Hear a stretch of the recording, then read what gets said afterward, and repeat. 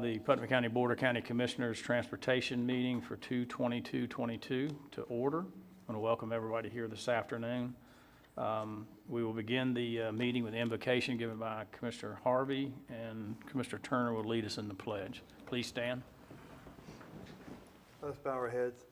Gracious Heavenly Father, we thank you for a day of today, a day we've never experienced before in our life. Father, we thank you for the vision that this county is going into, that we're appointed here today by you to do the work that you'd have us to do. Let us deliberate, let us meditate, let us just really focus in on how you'd like for us to lead this county. And Father, we thank you for the people in this area, Father, that make this county so special.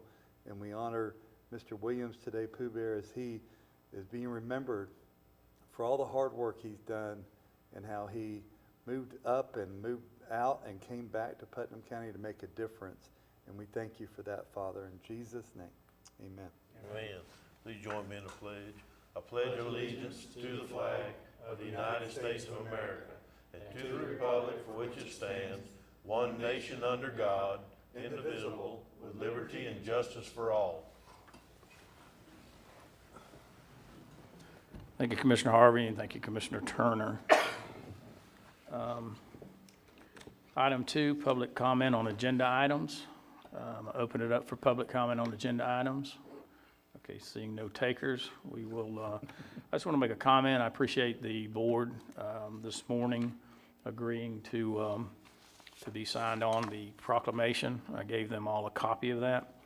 The city of Crescent City had a special meeting today at 1 to approve this, and then they are going to move to the high school. So actually at 2:22 this afternoon, they're going to have a ceremony and read this proclamation at the high school to the students. So think of this at 2:22. I'm not going to stop the meeting, but that's when that will happen. So thank you so much.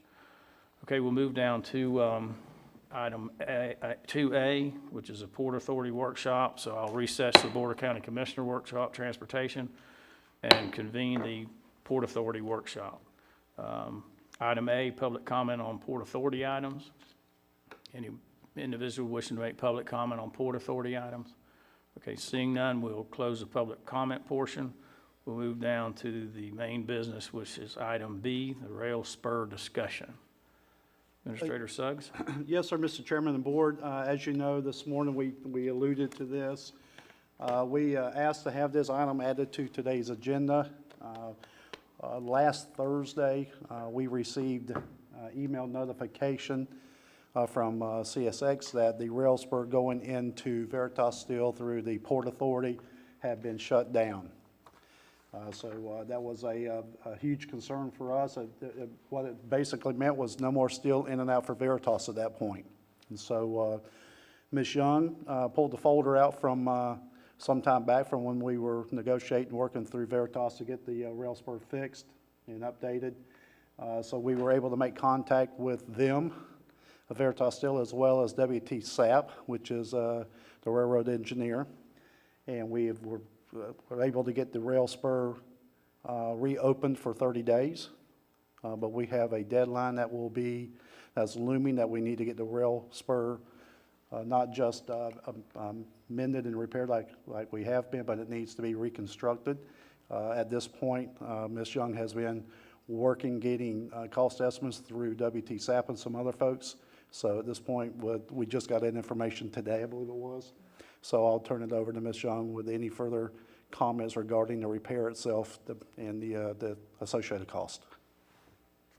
Any questions from the commissioners, feel free to go ahead and ask us, and we'll answer the best we can. Larry, you want to ask your question now, or I want to wait till Ms. Julianne. Commissioner Turner? You want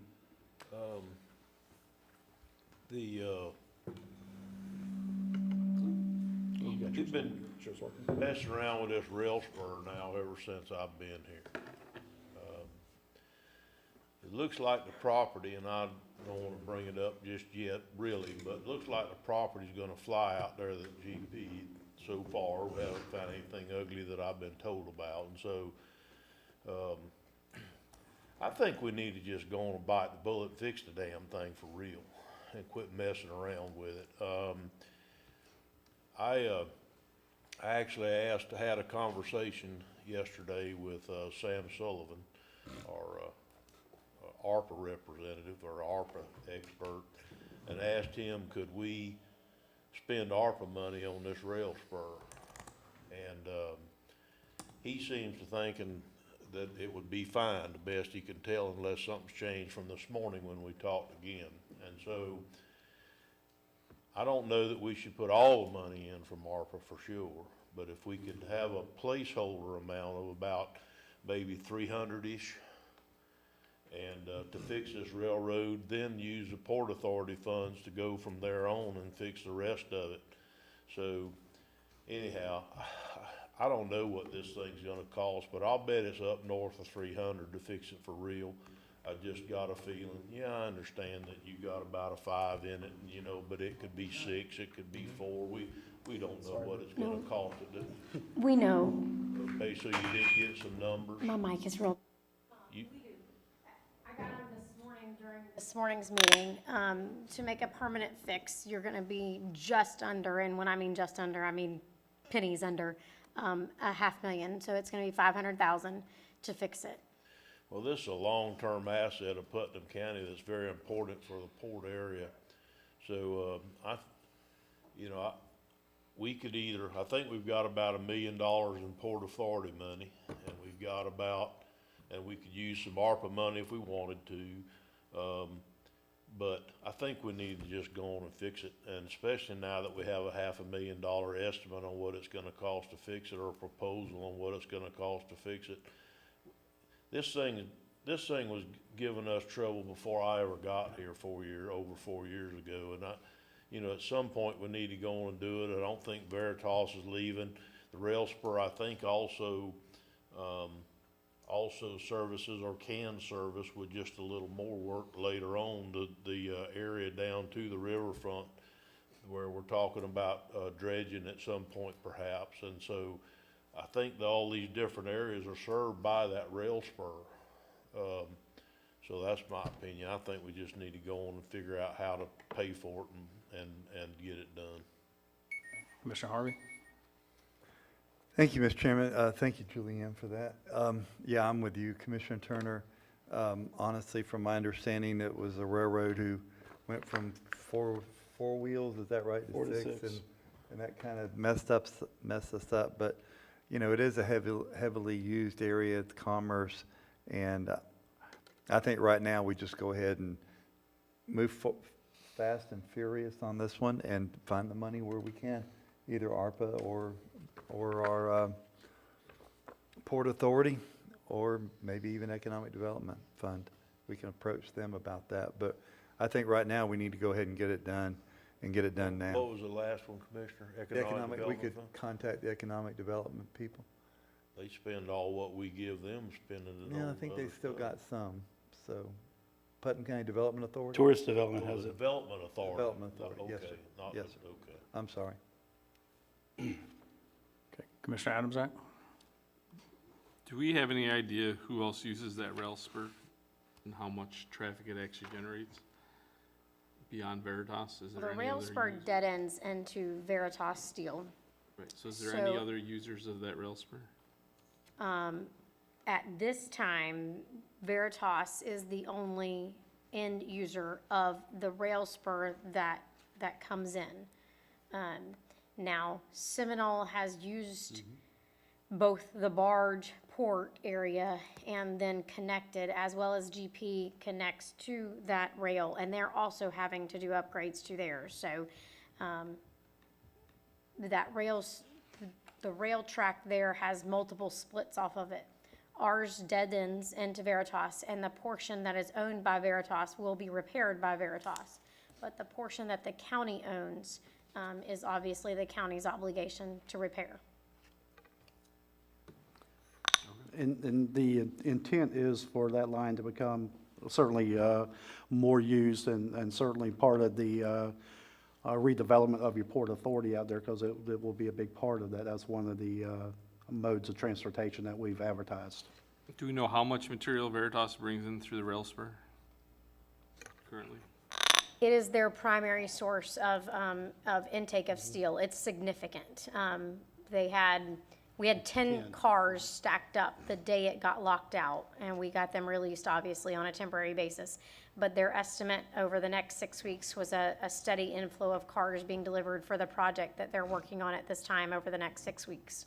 And so the steel that they bring in is in sheets, obviously. It can't be transported or not easily transported in other avenues.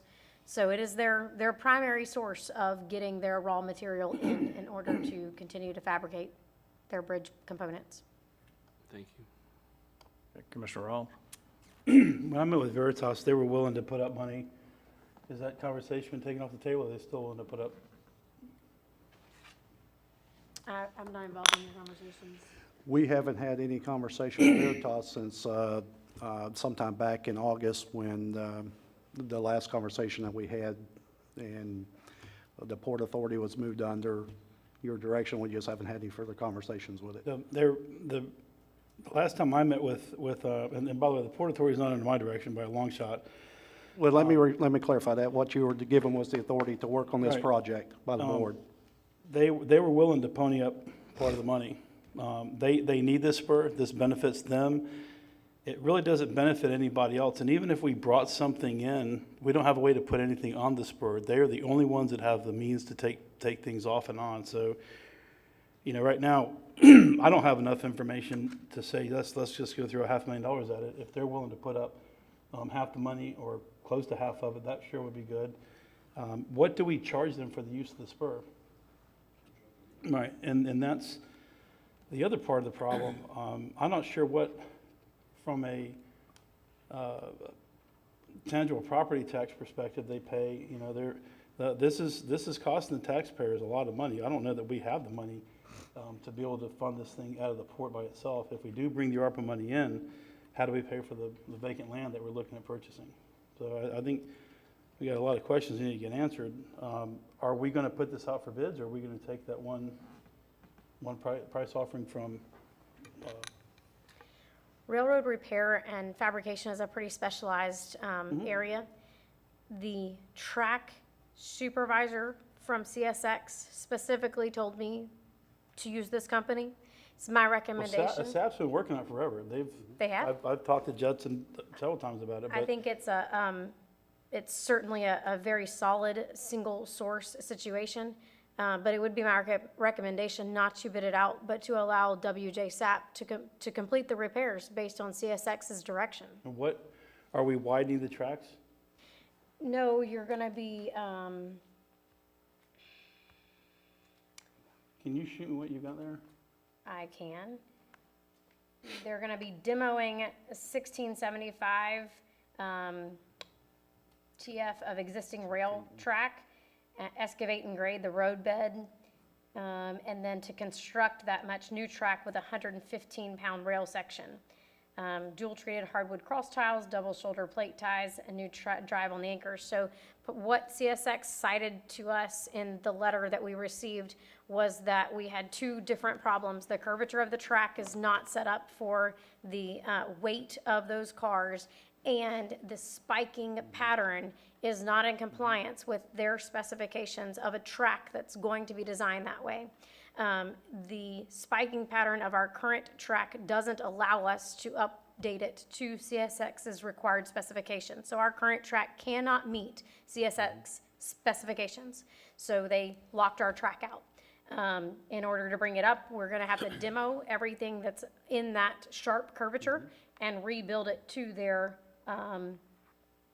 specifications, which is. What do we do at Comfort Road? Are we responsible for that, or is that us or them where it crosses the road? Well, it's ours until you hit Veritas's gate. However, that portion of Comfort Road is not necessarily in the curvature. So there's a design, or there's a I'm not designated understanding. curvature. That's are you saying that they're gonna not replace everything all the way to Veritas? 1,600 feet's a third of a mile, almost. Yeah. Sounds like we're going all the way. What they sent me was to address what the CSX engineer sent them. Do they have a drawing to fix the, any chance? They do not. I mean, we will certainly continue the conversation with WT SAP to get more information that's needed. The real issue here is the timeline in which we have to get this completed. We were able to talk them into allowing us to open the track up for an additional 30 days until we could get this repair replacement done. So, that's why we brought it to you today, to get some direction from the Board of County Commissioners on moving forward with this. And now we have a cost estimate associated with it, with a plan of reconstruction. And so our biggest thing is we don't want to take another 2-3 weeks without getting some direction so we can move forward on this and run out of our time limit in which we need to get with CSX, because they've already shut our track down once. And so the biggest concern is making sure that we're able to continue moving forward. I'd like to see if we can get, I'd like to see what we're getting for the money, number one, but also like to see if we can get that section, because that is a really bad crossing. And if weight's a concern, that's the same track we're talking about. I would imagine they've got that built in. But where it makes that curve in a Veritas, are we paying for that, or is Veritas paying for that? At Veritas's gate and beyond, it's Veritas's. See, I don't know why they wouldn't pay for that last curve, to be honest with you. It doesn't benefit anybody else but them. So I think we need to be negotiating with them for sure to shoulder some of this. Based on the previous conversation back in August, I believe what Veritas's offer was to potentially purchase some of the materials at their cost, Right. because they get it at a much lesser rate on behalf of Putnam County. But I don't think there was any discussion of them paying for the project itself. It was, they were going to help us eliminate some of the costs based on the materials themselves. Well, I think we need to talk to them, because that last little bit is only benefits them, doesn't benefit the public at all. But I'd like to see what it is we're getting. I mean, did SAP just send us a paragraph describing the work, and I wouldn't think it'd be smart for us to turn that loose that quick and easy. It's at the direction of the board. SAP was sent the CSX drawings and specifications required, and SAP sent back the scope of work in order to make the repairs. Based on the volatility in steel prices, the scope of work is only good for 5 days, and CSX has agreed to the plan. It wasn't exactly what CSX wanted, but they have agreed to the plan.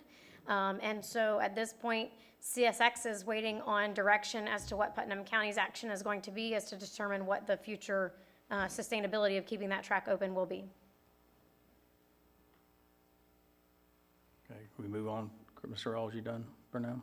It feels like we've got a gun to our head, and we're having to deal with another crisis where we have no time to make a decision, but spend a lot of money that we don't have. So, and you're saying that if I understand the price being fixed for 5 days, that's typical in this economy, but I'd like to see what it is we're actually getting and paying for. I mean, all I've seen is that we had a modification to the agenda so far. We've had nothing. Well, it came in this morning at 10-something, so yes, I realize that's, Can I get a copy of that? of course. You can email it to me. Are you? Yeah, yeah. Can we all have Okay. that, please? Commissioner Turner? Absolutely. But it's, My next comment was basically along the lines of where he is. I'm pretty sure that Veritas agreed to do some kind of a cost sharing on it. I don't know how much or whatever, but regardless, the rail spur is our asset. It does only help Veritas at this time, but that doesn't mean it won't help somebody else in the future. It is our asset. We've known this day was coming. We've known it for over 2 years now, because it's been shut down previously, and they've been putting bubble gum and Band-Aids on it, trying to get it open just enough to where they could keep that running in there. So I don't know that it's an option.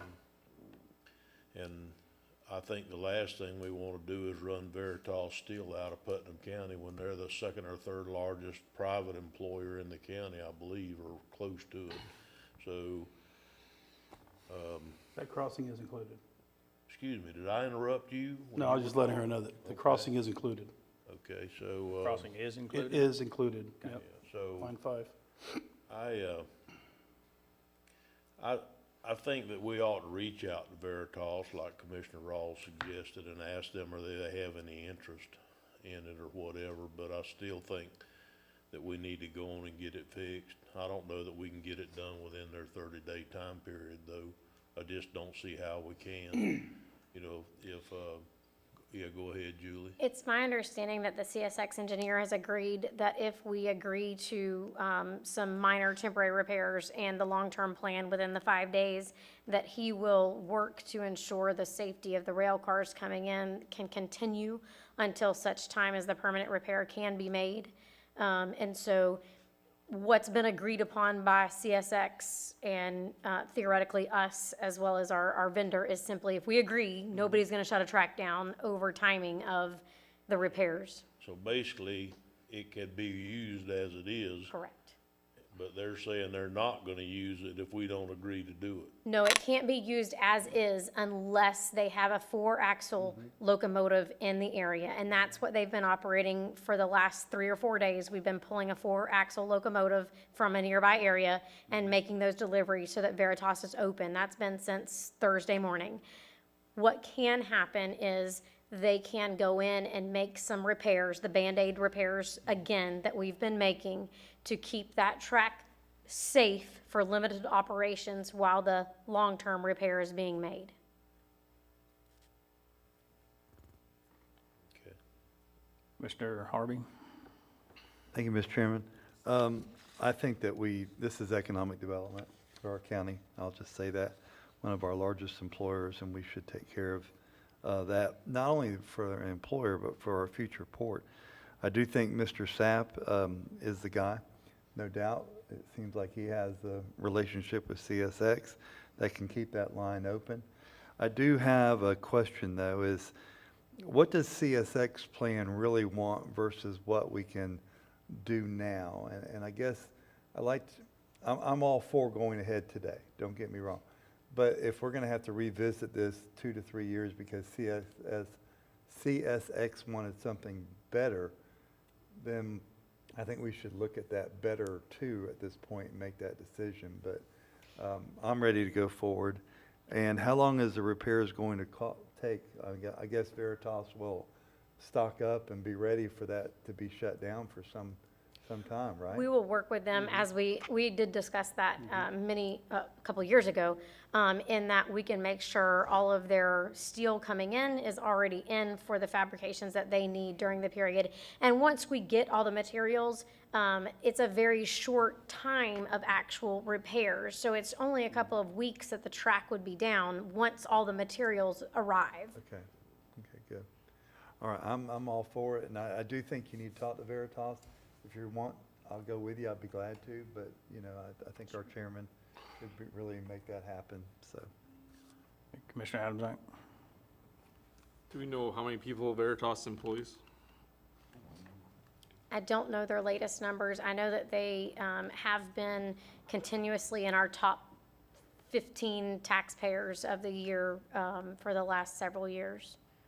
Once they were in the top 10, but they got kind of pulled back down, but they're in the top. I'd love to understand how many employees they have. If we can get that information from maybe our economic development group or somebody, that'd be great. Mr. Chairman, according to the website for Veritas Steel, they average anywhere between 200 and 500 employees at any given time, depending on the workload. Here in Putnam, Number of or shifts. the company. The company has like 3 other locations. I will also tell you that they're looking to put a third shift on once we get the ability to bring more steel in. I think they only have like 45 employees out there or something, but, okay. I'd like to know the numbers for Putnam, if that's possible. So I'm gonna disclose, I'm friends with Judson Sapp, so I want that out there. It's not gonna affect the way that I vote. I really enjoy his father as well, very nice man. Again, won't affect the way I vote.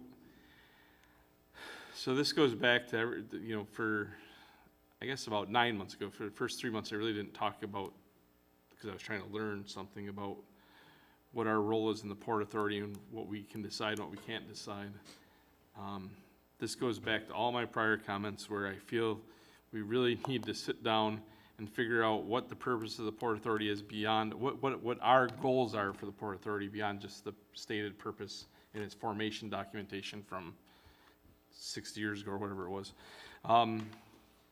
And part of that, I think, is still involves having a port manager, and this is exactly the type of things that a port manager could be doing more than just managing the physical water port. It could be managing, finding alternative people to utilize this spur. I mean, if we're gonna go spend 500 grand and we're not actively trying to find other uses for it today, I think we're doing a disservice to the people of Putnam County.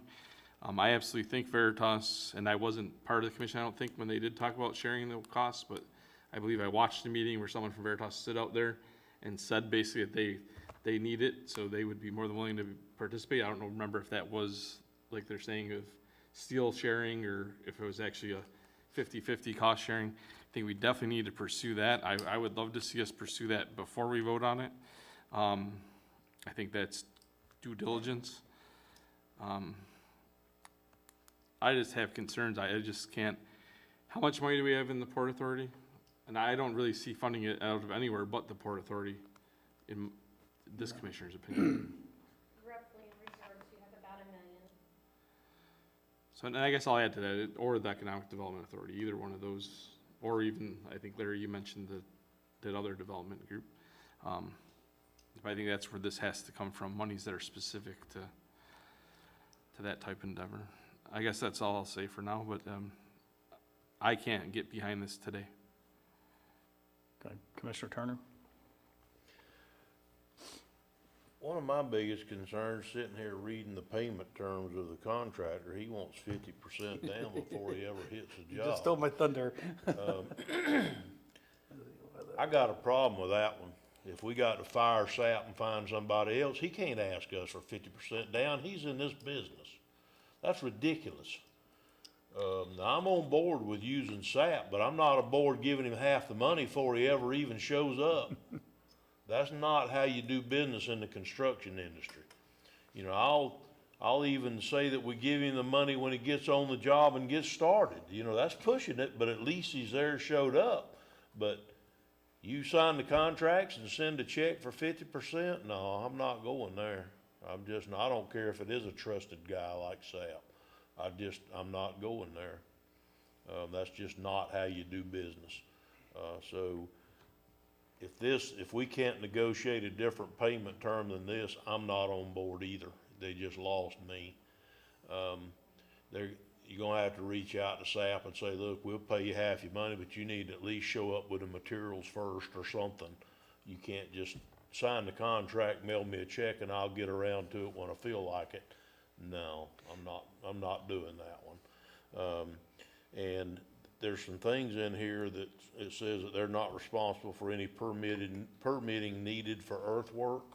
Is there any earthwork that's gonna require permitting? Does anybody know that, or is this like a catch-all phrase they put on every estimate just in case there's some there they don't know about? Or, you know, I guess we need to ask some of those questions, especially for a $500,000 taxpayers' money. And we will. We just, like I said, we just got this morning during the meeting, so we hadn't had a chance to read it and digest it and go through it. All those things will absolutely be addressed. What we're looking here for today is just to bring this to the board's attention that we got this issue. We did get a cost estimate to try to do the repair so we can continue moving in the process, but we have in no way negotiated any type of terms or any type of payment structure at this point. Well, this commissioner thinks before I can get on board with it, they're gonna have to give us more favorable payment terms than that. It's not like we're not good for the money or something. That goes against everything that I've ever learned in the contracting business my life. You don't pay somebody up front when they sign a contract, not unless you expect to be hurt. Exactly.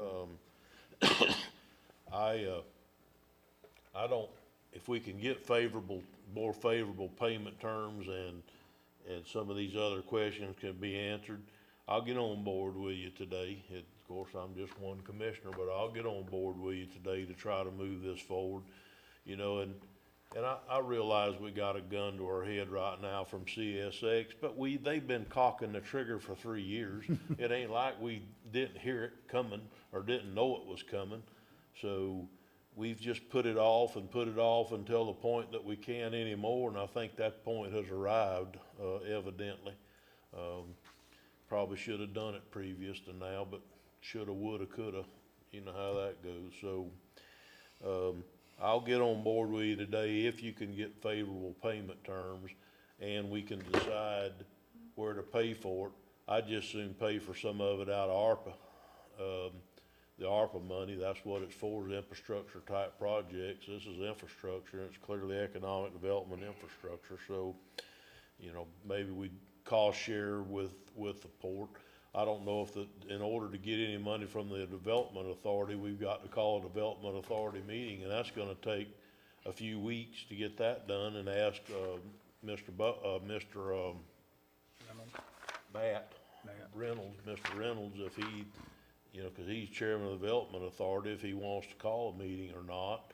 And, I don't know how much money the development authority has, I just don't know at the moment, but, you know, it may be that we could try to get some of that and try to use some of the port money, but, you know, we've already, I don't know if we're gonna pay for it out of the port or out of general funds, but we've got $1 million bill coming at us here pretty quick for the land that we've already agreed to purchase if all the environmentals turn out to be satisfactory. So, you know, we're gonna have to pay for that also out of something.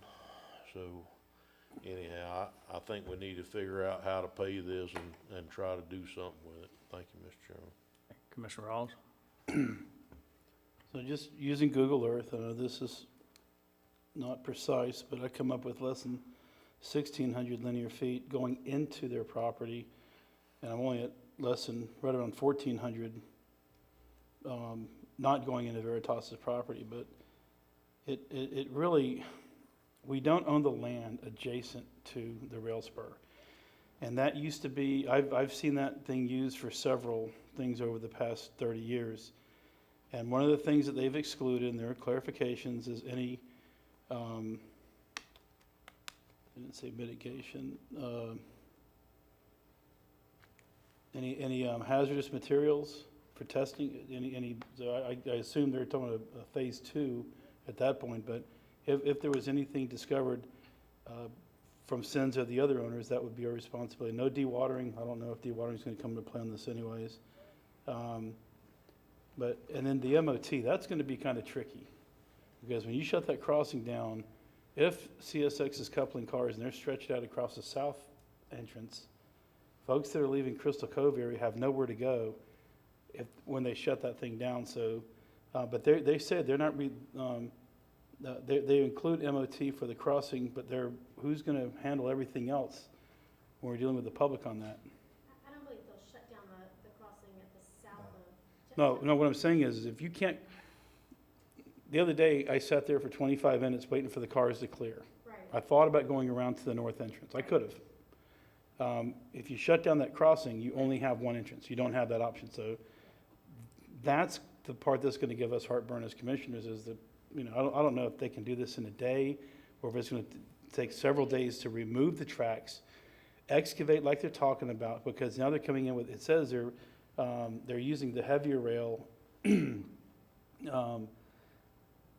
They're excavating and grading the roadbed and replacing all the ballast for that entire run. So that's not going to be done in a day, I wouldn't think. This is probably going to be a 2 or 3 day process for that little stretch. But at the end of the day, this rail spur does not service our public. It does not service anybody but Veritas.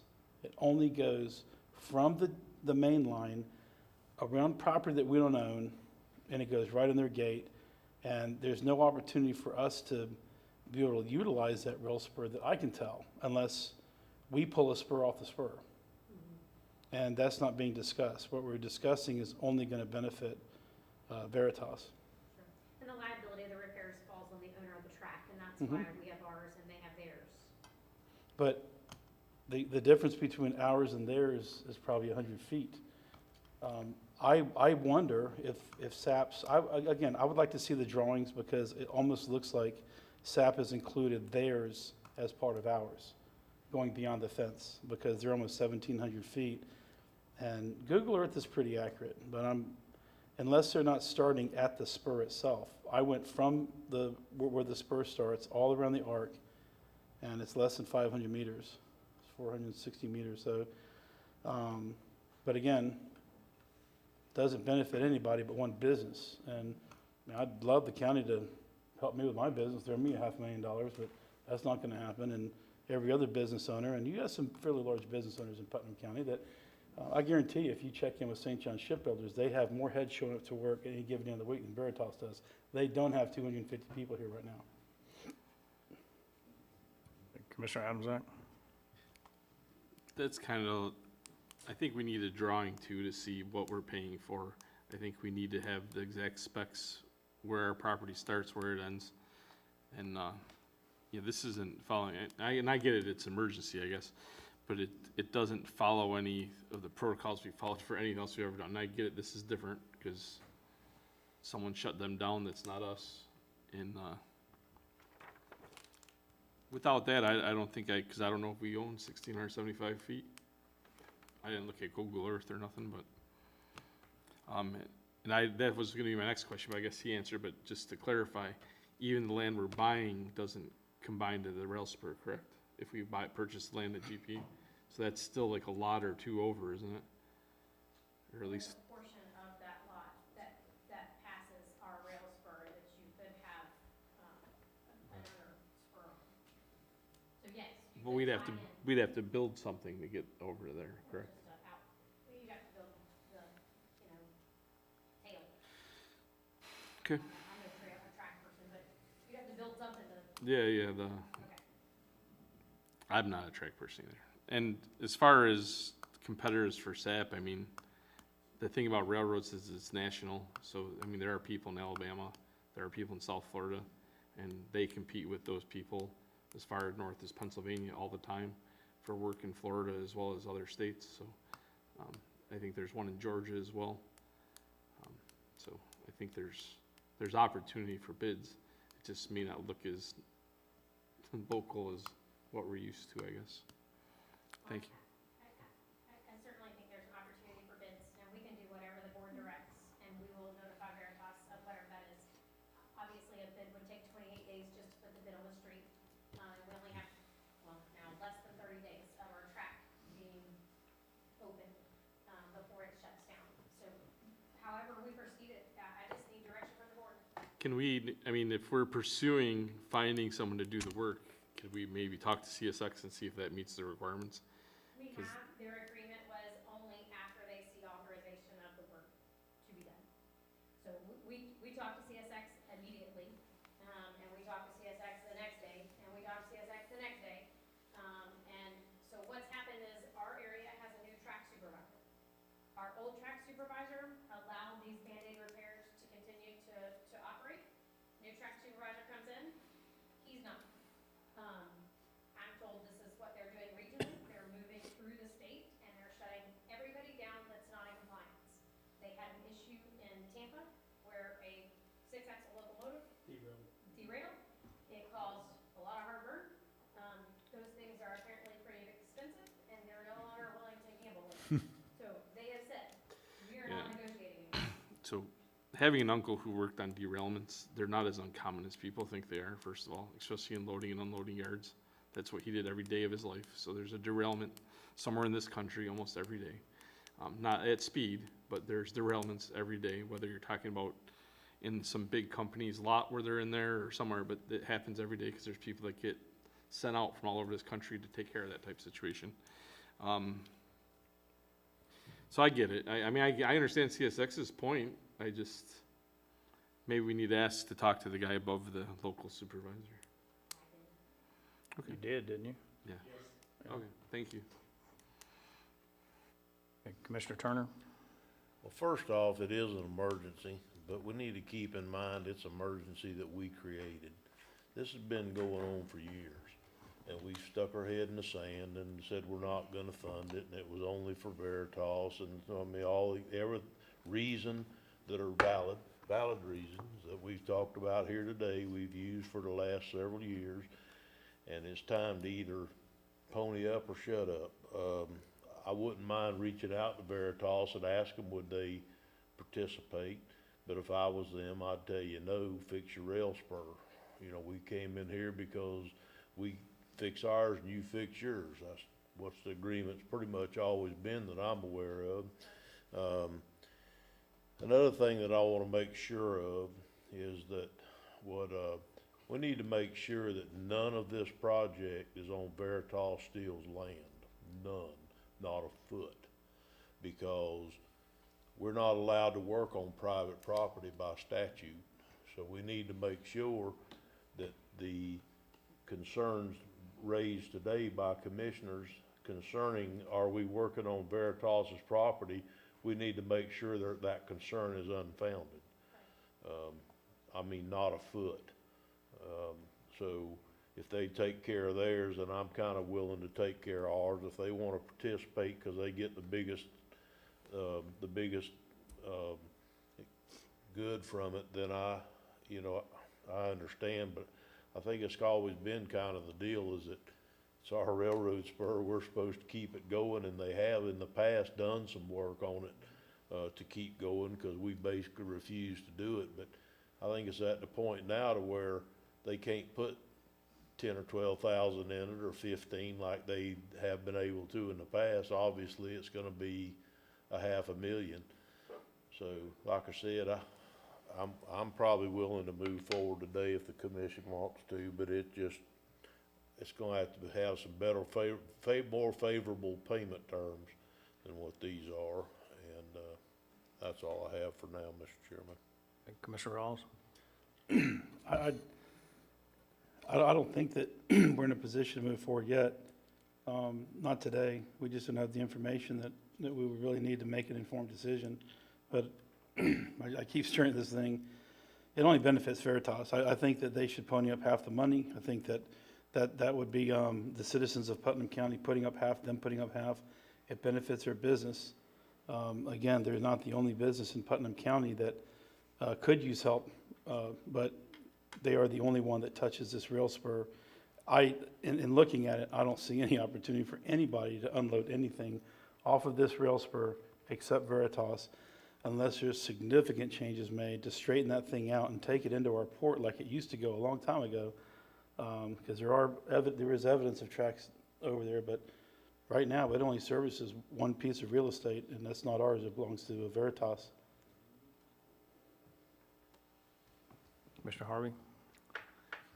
Yeah, I don't have a problem moving forward today. My only concern is I'd like to know what CSX total plan would look like and where we're at with that versus what not the Band-Aid fix, the few-year fix. But I think if we can fix it once right the first time, we should be doing that. Yeah, I'm sorry, let me clarify that, I didn't answer that question for you. CSX's original request was the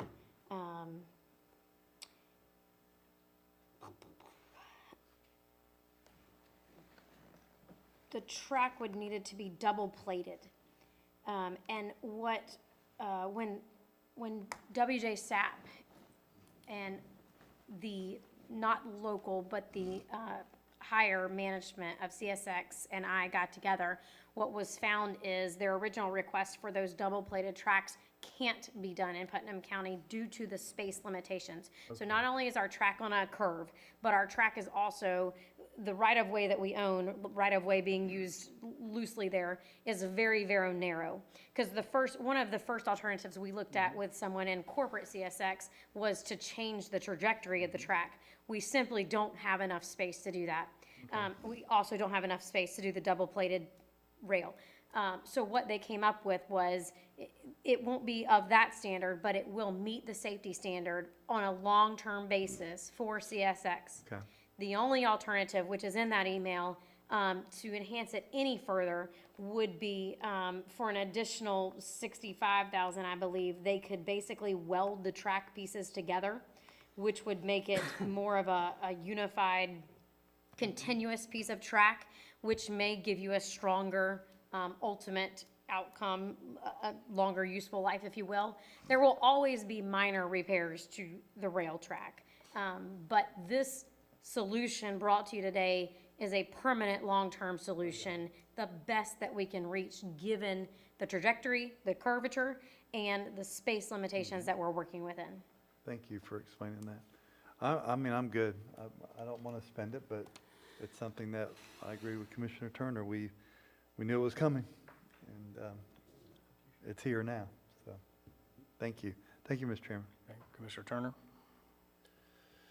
I know that time is of the essence here, by all means.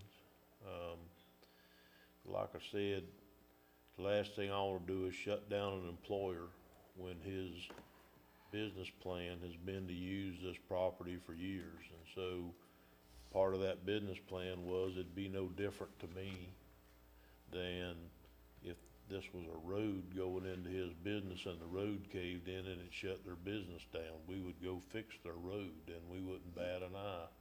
So because of this situation, we're calling it a railroad spur, and yes, they're the only one that uses it, but if it was a road and the only access to their business and that road broke down, we'd be in there working 24 hours a day, 7 days a week to get that road fixed and get them back in there. Because the biggest portion of their material is coming in by rail car and has to come in by rail car. To me, I really don't see where they have an option of us just saying, well, let the railroad spur go away and then just shut Veritas down.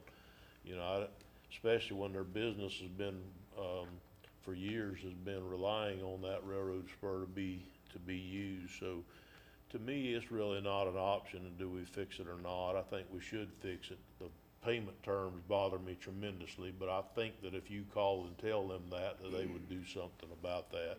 I would be surprised if they didn't.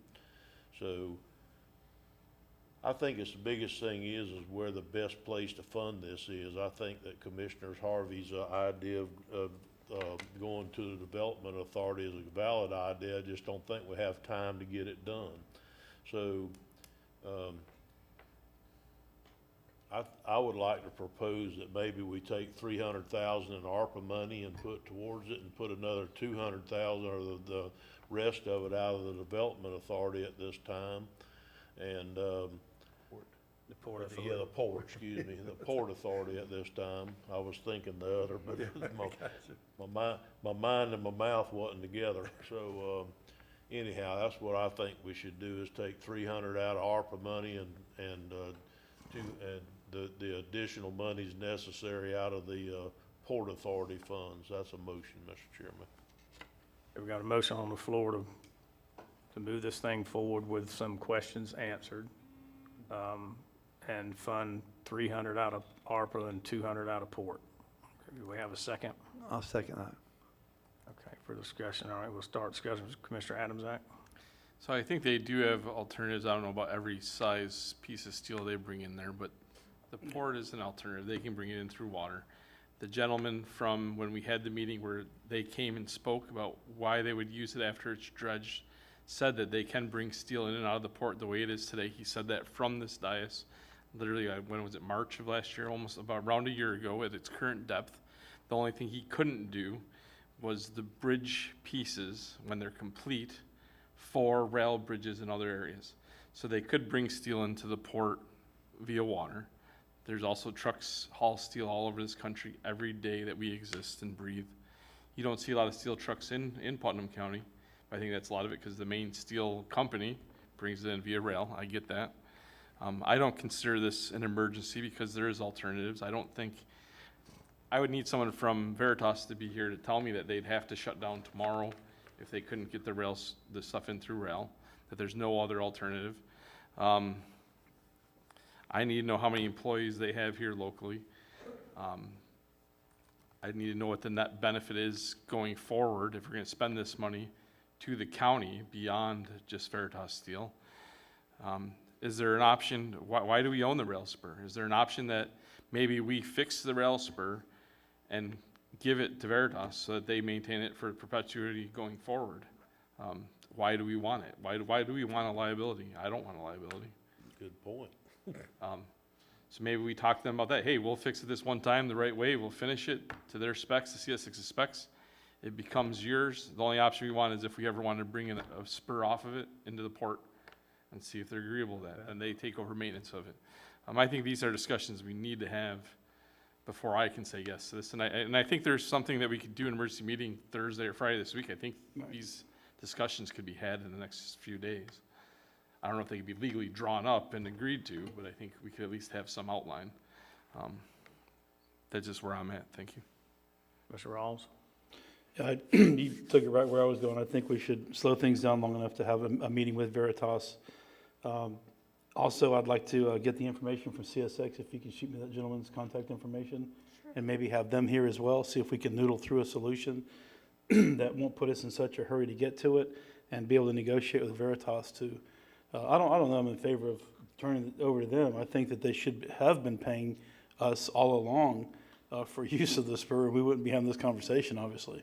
You know, that this, over the past 20 years, if we'd been collecting a little bit here and there, you know, replacing it every now and then, it would be covered. So I think we need to get to a point where if and when we make the improvements to this thing, the money is recaptured, so future repairs are not the burden of the taxpayers. And I agree. I think we should have a meeting Thursday, Friday, whenever tomorrow, whenever we get it set up. Of this week? I'm yeah, or as soon as possible. If this week isn't convenient, maybe Monday or Tuesday, but just whatever is, they're right there. Okay, Commissioner Turner? These are valid points that they're making.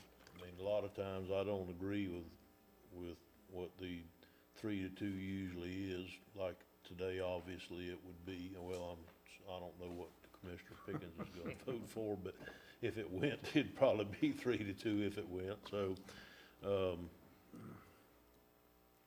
some of the points here are very valid that they're making. They really are.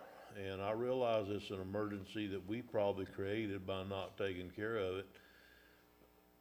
How much is it gonna upset all the players if we put this thing off till like Tuesday of next week at 9 o'clock in the morning and just have everybody come in, the players like Veritas and us, and let's talk to them, and basically let's find out, do they have another option? Because what Commissioner Adams-Act said is not far off here. I mean, if they've got other options, but this saves them a little bit of money to bring it in on rail, then, but they can bring it in by water, or they can bring it in by truck, but it's more expensive, then maybe they've been using our rail spur long enough. And if it's a big enough savings for them to be able to bring their steel in at a cost savings that makes them more competitive, and we don't need that railroad spur for anybody but Veritas, maybe that's also a valid option, that we just give the damn thing to Veritas. Say, there you go, you can have it, fix it if you want to. At that point, it may be that Veritas decides that they can bring it in cheaper on, by water or by truck or whatever. So, you know, some of these questions that have been raised here today are very valid, and there's nobody on this commission that hates dragging around with things more than I do. I guarantee you, I want to do things day before yesterday instead of next week, but this may be one of them times that we might want to put it off till Tuesday and try to get some of these questions answered. So, you know, I think I'm gonna withdraw my motion unless my second won't withdraw, which I was gonna withdraw my second before you were gonna withdraw your motion. Okay, well, would you withdraw your second? I did. Okay, Yes, sir. so I would like to request that that's what we do, that we try to reach back out and get payment terms of favorable, that we talk to them, that we see if we have any better options, that we talk to Veritas Steel, and like I said, unless somebody can come up with a very valid reason why we own the thing at all, maybe we just say, okay, you can have it. We'll just give the spur to Veritas. I assume we could do that. I don't know. We'd have to abandon the spur first, probably, legally. But if we abandoned the spur and then sold it to them for $1, I guess we could do that. I'm not sure. We'd have to talk to somebody that's got more letters after their name than I do, like Captain Commando over there. So, so He was a colonel. He was a colonel. yeah, he got demoted. Right. Okay, so we have the motion withdrawn and the second. Yeah. Since we're going to do this, and I think it's the proper thing to do we have time to get with Matt Reynolds to call a meeting of the Development Authority on that Monday? Or the meeting before, have it on Tuesday before this meeting? To see if there's any money in the Development Authority that could be used for this? Julie, do you know if there's any money in the Development Authority? I know you don't really run those books, so. Yeah.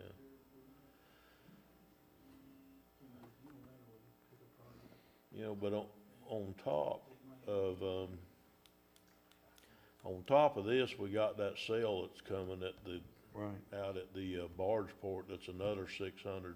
I mean, that's out at the industrial park, that's barge port money, right? And so that's another 600 grand coming, that'll put us at 1.6. So we got the money to fix this if that sale goes through, and all indications so far is that it's probably going to, and so,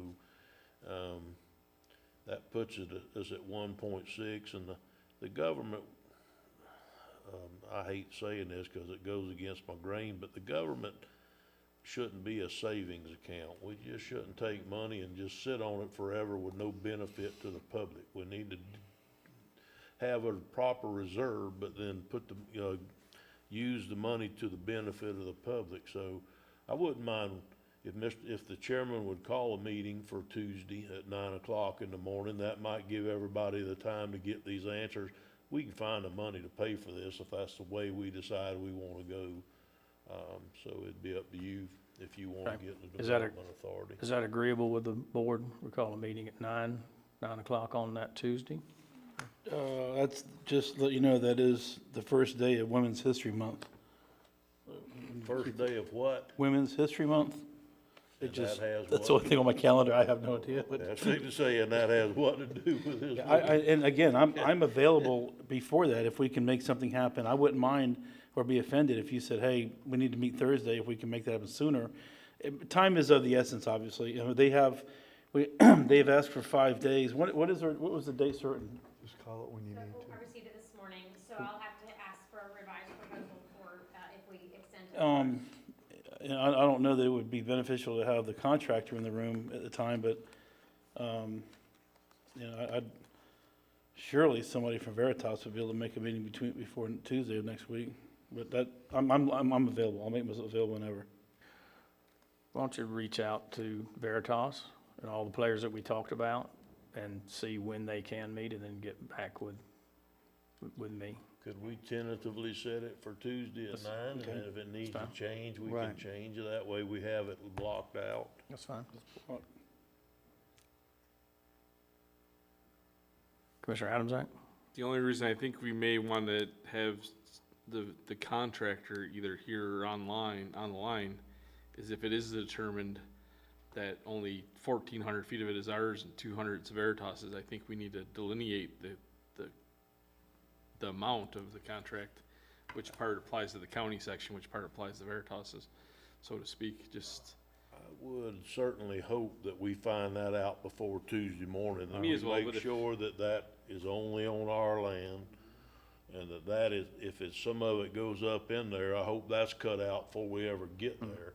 Right. And so, and that number's already there, and so the contractor's probably only just pricing whatever they've asked him to price, and so, you know, we just need to make sure none of us is on Veritas's land, that they're willing to do favorable terms. If any of it's for Veritas's tract, then we need to do the other, and somebody needs to reach out to Veritas and find out what their options are, you know, and what have you, and they probably would like to be here on Tuesday, because what I'm hearing today, I'm not far from saying, Merry Christmas, you got yourself a rail spur, you fix it.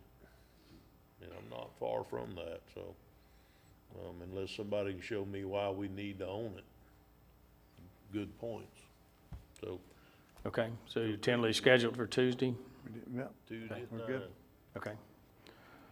All right, any further discussion about the rail spur? Okay, general discussion on Port Authority items. Any commissioners? Okay, I'll adjourn the Port Authority meeting. One question, Port Authority.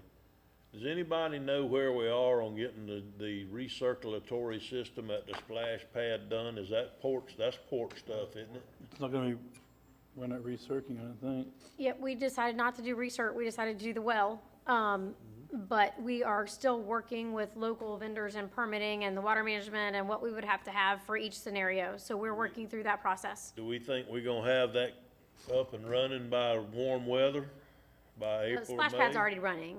The what? The splash pad's already running, so it's operational.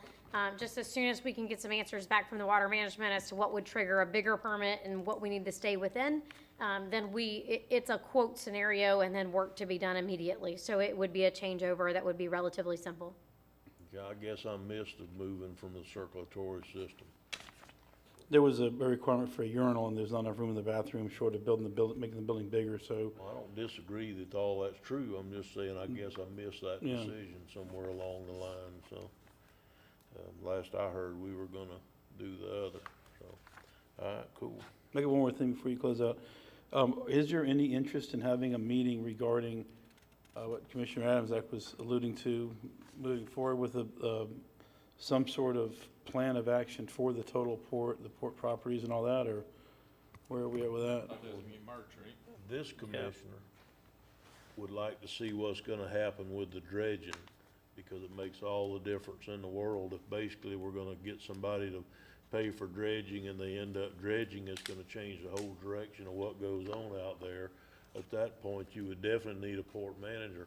Right now, I don't know what a port manager would do, with the exception of waiting on the dredging to see what happens for the direction of the port. So, you know, I think that time's coming, and hopefully it's not too far off. I just think it's a little bit early. That's just my opinion. There is interest in that, no question. And is that one of the items on the March agenda?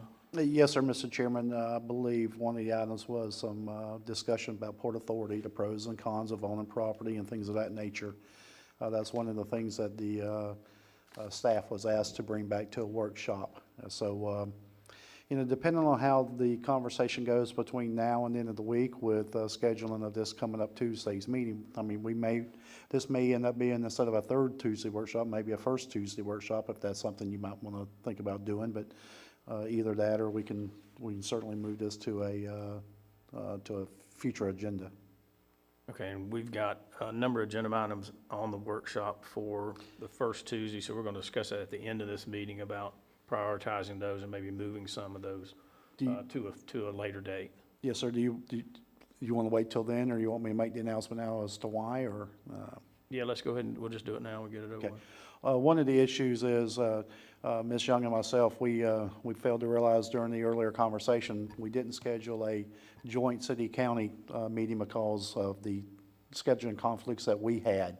And the third Tuesday of that March, Ms. Young won't be available, and the following Tuesday, I won't be available. And so, you know, if you want to try to maybe move some of this around, then we can probably get it on the March 8th workshop, but I don't think we can cover all 6 of these items or 5 of these items in that afternoon. It looks like they might be pretty hefty items. So depending on what happens this coming Tuesday, if we want to try to put some items on there, we can do that. But the March 15th, and some of your administrative staff What are won't the be items available. that you have, Terry? I don't have that We have list. Port Authority, the pros and cons, which we just talked about. Biosolids, that came out this morning, that asked us to put it on a workshop, and that should either a discussion on temporary banning moratorium or whatever. Then we have the background screening policy, which I don't think needs to really come back. It's just a matter of language change that Ms. Caron can bring back to the board at a regular scheduled meeting. And then we have biweekly payroll, which we were asked to bring back, and of course, ARPA, and then Commissioner Turner's request for building department Well, conversation. you might want to check with Mr. Reynolds after talking with him today, as late as today. They're thinking that may not be switched over until September.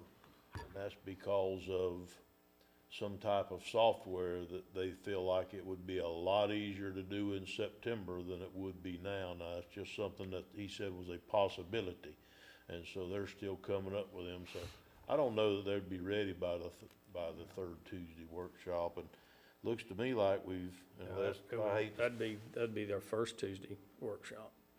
first Tuesday. Yeah, that'd be our regular workshop of what we're talking about You're now talking about with the these second items. Tuesday. Yes, yeah, we were gonna have a third Tuesday, but Julianne's gonna be gone. The fourth Tuesday, Minister Suggs will be here for our meeting, but not the afternoon meeting, so we're talking about trying to put everything in on the second Tuesday, I guess- regular workshop, So so we've got a railroad meeting on the first First Tuesday. excuse me, it'd be the second Tuesday, Right. So the second Tuesday, regular Right. workshops, what you're talking about, all those all items. those. Well, the one that I was doing was I thought was gonna go on to the 15th workshop, but that's a day that you don't wanna have a workshop, is that what you're saying? Well, all the staff won't be available, depending on, some of the items that was on here, we would need all staff available. Well, the ones that we need all the staff available, I guess the chairman needs to try to select which ones those are. The ones that have anything, that's the day that Ms. Young's gonna be gone. If that's the case, it may be anything to do with money and numbers, That's about everything, isn't it? yeah, anymore it is. Well- There'll probably be multiple staff out, that's spring break, so Oh, all of that's them Well, true. what if we go to have make children. decision is if we Thank can, unless you want to add some of them to the, we'll see if we're going to have the first Tuesday. But say, let's go ahead and do the second Tuesday. Are we in agreement that we can move the Port Authority discussion, that we'll move that to a later date? And maybe find out more information. How long do you think it'll take to see if we are going to get dredged out there? Is that months down the road, or? Oh, yes, the dredge project part of the port is in the feasibility study, that's 18 months out. Okay, so we could have initial discussions on the direction of the port in May, and that wouldn't be a problem. No, I mean, Or can I speak? I April. mean, I'm the one that asked to get that put on there, and it wasn't about a port manager at the time. It was about talking about the properties that we have, managing parks under the port, all that. The port manager is something I've talked about, but that wasn't the purpose of that meeting. Just to be clear, that's not what we were talking about for Well, let's why that move- was let's requested move for a that workshop. discussion to April, so that will take that one off of there. Is that okay? Sure. All right, the next one down was, Biosolids, I think we need to have that one. So let's keep that one on there. okay. What's the next one? I'm gonna pull this one myself, it's the background policy, we don't need to Okay. bring that back to workshop. All right, the next one. Biweekly payroll and according to, Sounds like Commissioner that. Can Turnley. somebody reach out to Somebody Matt? reach out to Matt and find Okay. out. I don't know. It sounds to me like, talking to him today, we could put that off a month and it wouldn't be a big deal. Okay. So I'll reach out to Matt, so that's probably gonna be pulled. So what else? Building department discussion, Well, that one could be done later on, and Julie doesn't have to be here for that one, so it could be done on the 15th, if we're still having that. Well, we're trying not to have one on the 15th if we can get all these there, so let's keep that one on there. Well, okay, for the second Tuesday? Second Tuesday. Okay, gotcha. And then the last one was the ARPA discussion. You wanna do the ARPA, if we call the first Tuesday meeting, do the ARPA after that? Commissioner Harvey? You know, I don't think we've whittled that ARPA down. It's not, we don't have that much money left in that, so I don't think that's a big thing right now. 1.7-ish. Yeah, but if we took 300,000, if we do that for the rail spur, we don't know. So I think we can wait on ARPA, is my opinion, and save that money for a while. Hey, Commissioner Adams, Weeks anyhow. I like the idea of leaving the ARPA with the first Tuesday, like you suggested, only because it's been talked about possibly using ARPA for the rail spur. And I think we can finish that discussion about $1.7 million. I don't think it's gonna take a lot to finish that discussion. okay, let's, Worst case scenario, we don't, and we push it forward. I don't think it's gonna add that much time to that meeting. I mean, our last ARPA meeting only took like an hour. yeah, let's add that too. Then we just have discussion. We don't have to spend it, but we can have some ideas from each commissioner of how, you know, if you want to just hold it off to the last minute and do something, the rail spur, divvy it up amongst the districts. But let's put that on there too. Okay, so First Tuesday. So for the first Tuesday, I have, Second Tuesday, first week workshop. You mean the first Tuesday of the month, the first day of the month? Yeah.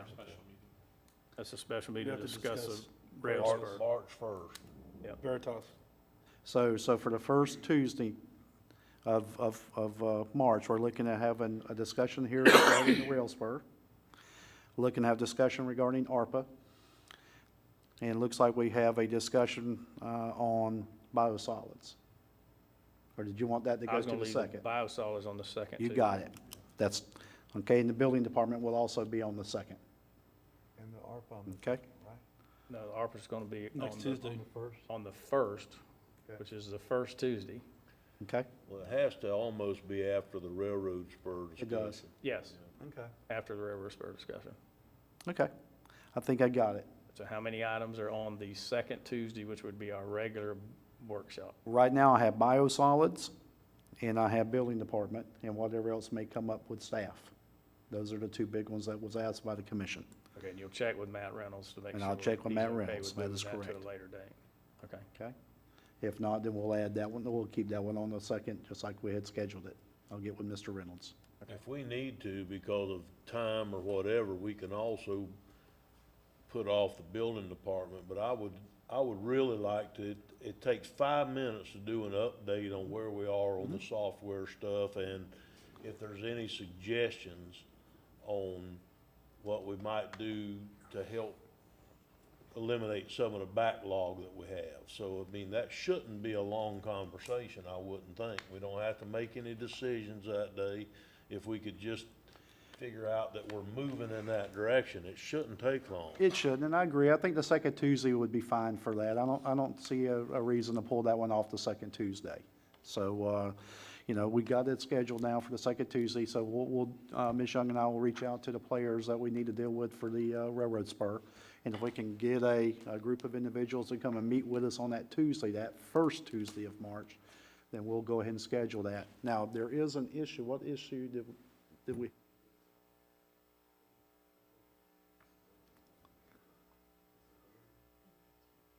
Okay, I'm good. Just want to make sure I wasn't rescheduling another meeting. So I think we're good, Mr. Chairman. now there will be no third Tuesday That is workshop. correct. Okay. All right, Commissioner Rollins, you had a comment? It's canceled. We keep talking Tuesdays. We have Monday, Wednesdays, Thursdays, and Fridays in the week as well. I'm just saying that I don't know why we try to restrict ourselves to only first and third Tuesdays. We have other opportunities available. I mean, there's been times when we've had meetings on Thursdays and Fridays. Exactly. It makes it So- harder on some of the commissioners to get up here. Well, I understand. Tuesday, I know I don't have an employee issue, so I got you. it might be a little selfish on me, but And we don't, you know, these are workshops. We don't need all the staff here necessarily. We could still deliberate and discuss these. I think we spent more time together, we'd get a lot more done rather than limiting ourselves the amount of time that we do by what we're doing, so. okay. All right, so we got that straight. So the 15th canceled. Yes. Okay. Any more port business? Okay, we'll adjourn the port or reconvene the regular transportation workshop. And Mike, if you'll come up to the podium again, we'll go down to item A, Public Works right-of-way opening road discussion. Good afternoon, folks. This first item is actually a good thing for the county. It means that people are coming to the county and building on lots that they own. So we work with the planning folks, and what we want to try to do is come up with a process to open roads up in the county. And so that's what this is. It's just an informational session for you guys. Hey, you know, we've worked it out that similar to the way we would vacate a road, we would have them open a road for us. So that whoever owned the road or whoever owned the parcel and needed to open it up so they could get a building permit, we would ask for a survey. We would give them a right-of-way use permit so that they could clear the road to our standards. And then once it's done, they would let us know. We would go inspect the road, make sure it was to our standards, and then we would issue a letter to the planning department, and then we would be good to go. So it's just an informational session for you guys to let you know that we're working through this process, and it's a good thing for the county because people are building here now. So. Okay, deal next. I'm good. Okay. Waving support. Mike, and I did, when I asked you, I guess it was Monday, that when all that is taken care of, that the county would accept this as a Class 2 road Correct, because 90% of them are Class 2 roads anyway. already. They just have not been opened. Correct. Okay. Okay. All right, any You want waving? wave and support? Okay. We're good. Did we just waive in support that said that after they open it up, we're gonna make it a Class 2 road? Well, that's what Most this of them said. are already Class Great. 2s. He said they're already Class 2, they should not have been Ones that are opened up. Class 2s, we're gonna automatically take them if they No, we open them didn't up? say that. That's why I'm asking, that's what I understood him to say. No, only If the they're ones that already we a class two, we'll keep them a class Correct. two, but if they're beyond class two to the other classes, Well, then, and somebody opens it up, that doesn't necessarily automatically bring them into class two. When I say that, class 4 is something just no one has ever done research. It's either a private road or it's a class 2 road. It's one of the two. It won't be a class 1 because that is not brought into the maintenance system. So there's roads that are class 4 where just no one's lived on them, no one's done anything with them. So we haven't done the research on, hey, is that a private road or part of some subdivision that we don't know about or whatever, or it's a class 2. It's one of the two. If it turns out it's private, they can clear it without a right-of-way permit, correct? Absolutely, and we do nothing. Okay, thank you. Okay, so there's always be class two roads. We would allow this to happen and take them in if they're class two. Everything else would be private and up to the property owners to maintain. Correct. Correct? Okay. To what level do we make them do that? Do they have to open it up to county standards, clear all 60 feet wide, pull the ditches, do all that, or can they clear a road into their place that suits them? It depends. I'd say it depends, but there are certain roads that we don't have 60-foot right-of-way. So if I don't have 60-foot right-of-way on the rest of the road, then I'm not going to make them do 60-foot right-of-way on their I'm portion of not it. But- communicating well with you. Let's say that we had 30, 60, 50, whatever right-of-way we had. But one person wants to clear it because it's going into their property at the end of the road. And that all they want is a winding road around the pine trees that are this big around that they don't want to cut down and clear, so they want to go in there and take a mulching machine and cut them a road into their property, which suits them just fine as far as being able to get into their property. Would we allow that as a right-of-way permit, or would they have to go clear the whole right-of-way and turn it into a county, class 2 county road, in other words, for us to let them do it? It would be a class 2 county road. Okay, well, being devil's advocate for a moment, doesn't our rules say that if we own that as a class 2 road and it becomes impassable, it's up to us to make it passable? Isn't that the whole necessity of a class 2 road? We do maintenance as necessary. Requested, yeah. Right, When so requested, when available. But if we own a class 2 road and we haven't done anything with it in 40 years and it grew up into a pine tree grove, theoretically, couldn't the people say, wait a minute, that's your class 2 road, make it passable for me to get into my place? What's the difference between that and if they had a sinkhole in the middle of a road, we'd go in there and fix the sinkhole if it become impassable? So tell me, I understand what we're not wanting to do is get hooked on the line for clearing these roads, but if we're gonna make them clear it to that point, I'm not so sure that they couldn't claim that it's ours and we need to clear the road into their property. It's a class 2 road. It's not passable. You understand what I'm saying? I know exactly what you're saying. It's just, one, we don't have the money or the people to do that.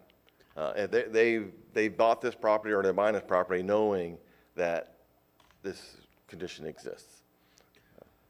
Well, sometimes they're up north and they bought a piece of property and it showed access to the county road right up to the front of their property, and then they drive up and, from wherever, and they find out that the county road's there on paper, but it's not there in reality, but it's class 2 county road.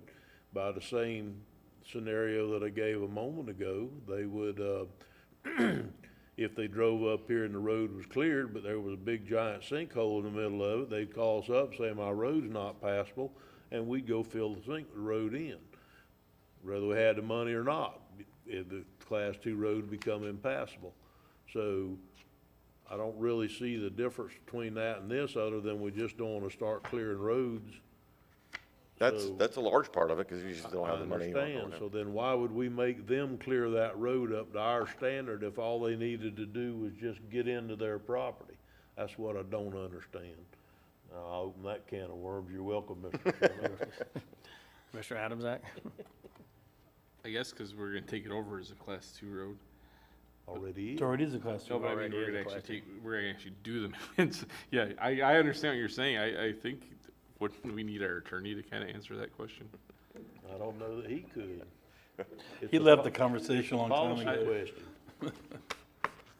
Yeah, I don't know. To me, why don't we just look into, because this is a valid concern. I think it makes absolute sense, but, why couldn't we just give the person the road and then they don't have to get the permit? If it's on their property Well, it may, and just may walk away serve from us it. more than just that one Right. property. Right, right. Yeah, there's plenty of other parcels down the road or whatever that, you know, you just can't vacate the road. 'Cause, I mean, I absolutely agree with what you're saying, because if you look at the GIS, there's all kinds of roads out there that don't exist. That you drive there, I mean, the one that we went to, one of the first times you and I went out, the thing shows that it's a loop all the way around this lake, and there's trees for 100 yards, and then there's a part to the right that there's trees for another 100 yards that go nowhere. Yeah, I don't know what you might have just opened a can of worms there, Mr. It Terrace. just isn't as simple as what we're saying Right. it is. It's I just agree. not. I don't know the answer. Mr. Rawls? You gotta be very careful here, because we had a conversation this morning regarding St. John's Harbor. And I could just, if I was sitting out there right now and I was them, I'd be having the what about me conversation. So, you know, we're having a policy conversation. I think we need to get the policy written up, and the board needs to decide what our appetite is for this type of road, pig trail, whatever we're gonna call it. What's the one down in your district, Bill? Snake, yeah. That's running through my mind right now. Where are those folks in this conversation? I just think that we gotta be very, very, very deliberate here, and like Turner says, do as little as we can. Let them open the road up. This is their road, not ours. They need to get their property. But we gotta be very careful, because you Yeah, don't they have the would be budget, you don't have the responsible for staff, opening and the you road. darn sure don't wanna open this can of worms. Yeah, it wouldn't be the county opening the road. We'd ask whoever bought the property to open the road to their property. Right. But then it comes in, then it becomes our responsibility when they call, say, hey, I've got this spot that was full of water and driving back and forth, it's washed out. I need some fill dirt, can you come fix my road? Because it's a class 2 road, we have to do that. Once it's open, yes. Yeah. And then it is a class 2 road, then we But would now fix you're it. splitting hairs, Mike. I mean, I understand your position, totally understand it, but now you're splitting hairs. The policy we have right now says that when the road becomes impassable, a class 2 road becomes impassable, that we'll go make it passable. I think that's what our policy says. And so, unless somebody shows me different. So, what's the difference in it grown up in pine trees or got a pothole in the middle of it? There's not much difference. So, I say we got to tread very carefully here. We're gonna say, if we're not careful here, we're gonna say that we're gonna go in and clear all these roads, which we don't have the money and the wherewithal to do it. Or we can allow the people to go in and clear with, enough to get to their property to suit them. And, but I think it's unreasonable for us to ask them to open the road up to the total width of the road up to subdivision standards within Putnam County to get to their own property, when theoretically they could probably sue us in court and win. I don't know they could win, but they could sue us in court that we ought to go open the road up to start with, that the road's a class 2 road, and they relied on that to buy the property wherever they bought it from. So I think we got to be very careful here on what we do and where we go. Mr. Harvey? Thank you, Mr. Chairman. I think the whole goal here, though, let's not lose sight of it, was to allow people the access to get a building permit. And that's what we were facing the other day. So I think if we can keep that in mind, I think we can come to some type of permit, if you will. Maybe they do open the whole road. Maybe they do take down the pine trees. Maybe it's on a case-by-case basis where our public works director goes out and says, yay or nay, this part's open, that part isn't. I think the whole goal, though, was to open up the building permits, because right now they're not opened up. And I think that's what we got to look at. Thank you, Mr. Chairman. Commissioner Adams, Act? I guess the difference between a pothole and trees growing is time. And I think time may have something to do with if a piece of property, if you had a road that hasn't had a call for maintenance in 30 years, maybe that kind of dictates something different, right? Because the call to maintenance is normal maintenance. It's pothole, washout, it's, you know, something like that. Normal maintenance isn't removing a 50-foot pine tree out of the middle of the road. That's But it could be if that pine tree fell over. We'd go remove it. It would become impassable and we would go move it. yeah, if it fell over, but it's not falling over. Now, I get what you're saying. Splitting hairs, pal. I think that's a legitimate hair splitting. Yeah, okay. Then we had the situation, this is probably for you, but you've seen the road, Snake Hill was classified as a Class 2 road. We brought it to the transportation to see what the county was gonna do, and we said we weren't gonna do that. So we turned it down. You weren't going to open it up, correct? Is that, We weren't gonna do any work to it. right. We just couldn't justify the money because nobody was living on it. Somebody wanted to build on it, so I don't want to get in that situation again either. Commissioner Rawls? Harvey's right. We're, at the last meeting, there's no reason why we cannot let somebody get their permit in, let it get reviewed with a conditional requirement that prior to CO, the road is opened. And then I think it's up to us to have the conversation about what the definition of opened is and get that resolved. And this goes away. I don't know that, we obviously can't give the road back, but we've got to do something because we're financially challenged.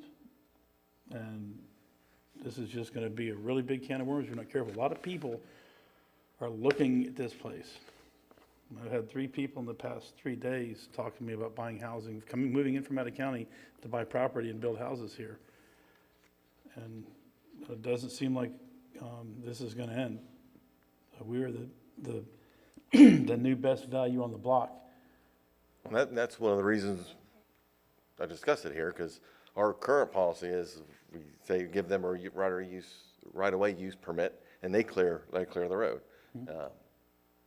I don't have an, I don't think that gets them where they need to be though legally. I don't know if they can do that, but I think it's just, we just need to finish having the conversation and establish a policy that will allow people to get their, call it a driveway, whatever you want to call it, road opened up. I hate to even use the term, and get their building permit and get their certificate of occupancy so they can use their property. and I think you can. I believe you can. I believe you can actually go in there and instead of opening it up to a 60-foot design standard for a array, if that's the right of way with a pulled ditch on both sides, if it suits them to go in there and make a lane like they would if they own the property and that they're just going back to their house, they would just open a lane. If they could do that, then I'd be okay too. I just don't think they have to go in there and completely clear a 60-foot right of way and pull ditches and build a road when it's ours to start with.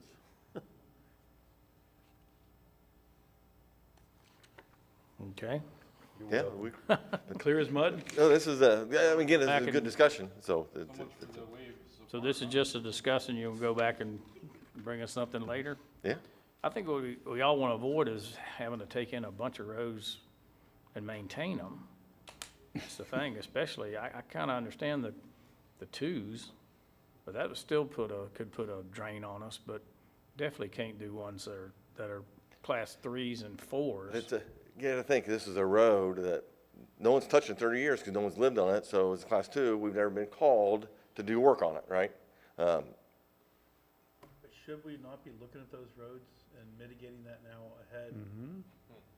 You think? We should do a lot, we don't have the money. No, I get it. No. I'm not saying do the work. Right. I'm saying look at those, get ahead of this conversation and vacate the road. But where would you start? There's hundreds of them. Start with Right. hundreds. Start with this one, the one that gets It'd take somebody all day long for 2 months just looking at it, one person, maybe two, to figure out where they all are to go look at them.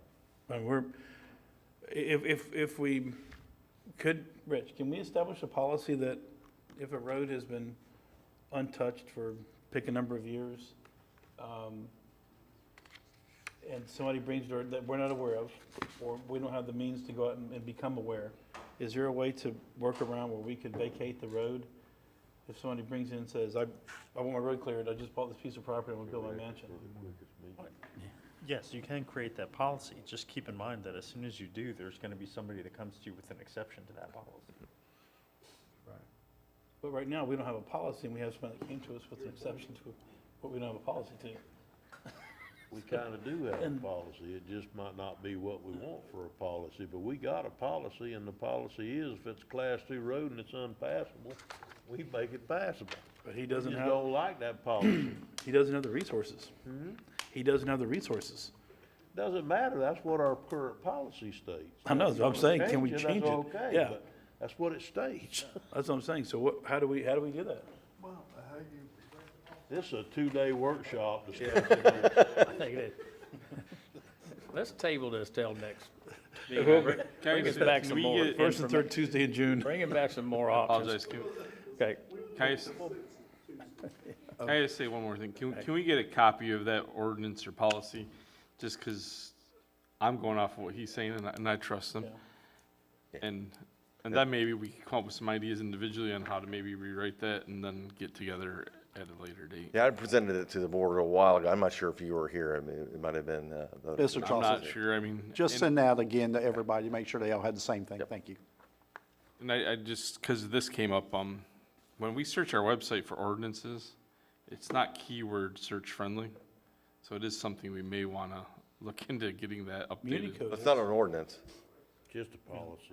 This is internal policy. Yeah, this is. No, I'm just making note of when I go to an ordinance on the page, it's not easy to find one. So if someone could teach me an easier way, that'd be great. Download it, put it in a converter, I and, would need to be able to find it first. oh, muni code. okay, moving right along.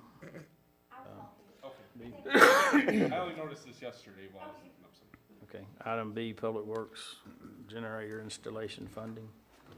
This is part of the FDEM permit or project that we got funded. This is just a funding agreement, a workshop to you guys let you know. This is to put a backup generator down at the Paradise Point lift station. Currently, if the power goes out, a hurricane happens, that lift station will not operate. So it does feed a lot of the homes down there in Paradise Point. So there is a match, 25% match to this grant, about 60 grand. Where's it come from? Would it come from the general fund reserves?